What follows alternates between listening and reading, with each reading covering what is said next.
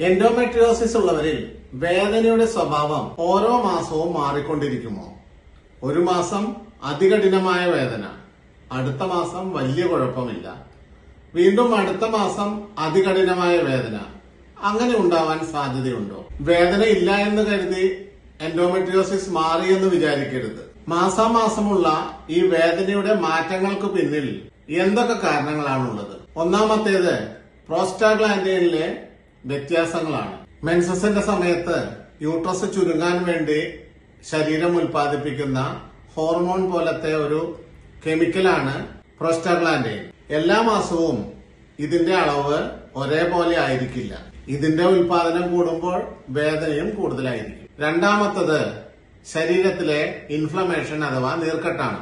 നമ്മുടെ ഉറക്കം, ഭക്ഷണം, മാനസികാവസ്ഥ, മാനസിക സമ്മർദ്ദം എന്നിവയ്ക്കനുസരിച്ച് ശരീരത്തിലെ ഇൻഫ്ലമേഷൻ അഥവാ നീർക്കെട്ടിന്റെ അളവിൽ വ്യത്യാസം വരുന്നു. ഇത് നമ്മുടെ നാഡീവ്യൂഹത്തിനെ കൂടുതൽ സെൻസിറ്റീവ് ആക്കുകയും ചെറിയ വേദന പോലും വലുതായി അനുഭവപ്പെടുകയും ചെയ്യാം. മൂന്നാമതായി മാറി മാറി വരുന്ന ഓവുലേഷൻ, അതായത് ഈ മാസം വലത്തെ അണ്ഡാശയത്തിലാണെങ്കിൽ അടുത്ത മാസം ഇടത്തെ അണ്ഡാശയത്തിൽ നിന്നായിരിക്കാം അണ്ഡങ്ങൾ വരുന്നത്. അപ്പൊ സ്വാഭാവികമായും എൻഡോമെട്രിയോസിസും അത് കാരണമുള്ള ചോക്ലേറ്റ് സിസ്റ്റോ ഒട്ടിപ്പിടുത്തമോ സ്കാർ ഫോർമേഷനോ ഉള്ള അണ്ഡാശയത്തിൽ നിന്ന് ഓവുലേഷൻ നടക്കുന്ന മാസം വേദന കൂടാനുള്ള സാധ്യത കൂടുതലാണ്. നാലാമത്തത് മാനസിക സമ്മർദ്ദം.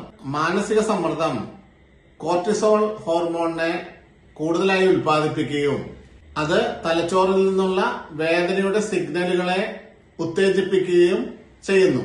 അവസാനമായി ഈസ്ട്രജൻ എന്ന ഹോർമോണിന്റെ അമിതമായിട്ടുള്ള പ്രൊഡക്ഷൻ. ഈസ്ട്രജന്റെ അളവ് കൂടുമ്പോൾ എൻഡോമെട്രിയൽ കോശങ്ങൾ അമിതമായി നീർക്കെട്ടുകയും അമിതമായി ബ്ലീഡിംഗ് ഉണ്ടാക്കുകയും ചെയ്യുന്നു. ഇത് വേദന കൂടാൻ ഒരു കാരണമാവാം. ഈ വ്യതിയാനങ്ങൾ മനസ്സിലാക്കുവാൻ വേണ്ടി എൻഡോപെയിൻ 4D ചോദ്യാവലി പോലെയുള്ള മെഡിക്കൽ ടൂളുകൾ ഉപയോഗിച്ച് നിങ്ങളുടെ വേദനയുടെ തീവ്രത, ദഹന പ്രക്രിയയിൽ വന്ന മാറ്റങ്ങൾ എന്നിവ രേഖപ്പെടുത്തി വെക്കുന്നത് വളരെ നല്ലതാണ്. എന്താണ് എൻഡോപെയിൻ 4D ചോദ്യാവലി എന്നുള്ളത് അടുത്ത വീഡിയോകളിൽ പ്രതിപാദിക്കുന്നതായിരിക്കും. ശരിയായ ചികിത്സയിലൂടെ ശരീരത്തിന്റെ ഹോർമോൺ വ്യതിയാനങ്ങളെയും വിട്ടുമാറാത്ത ഇൻഫ്ലമേഷനെയും സ്വാഭാവികമായ രീതിയിൽ മാറ്റിയെടുക്കുവാൻ സാധിക്കുന്നതാണ്. വേദനയില്ലാത്ത നല്ല നാളേക്കായി ഇന്ന് തന്നെ ചികിത്സ ആരംഭിക്കൂ. ശരിയായ ചികിത്സ ശരിയായ സമയത്ത്.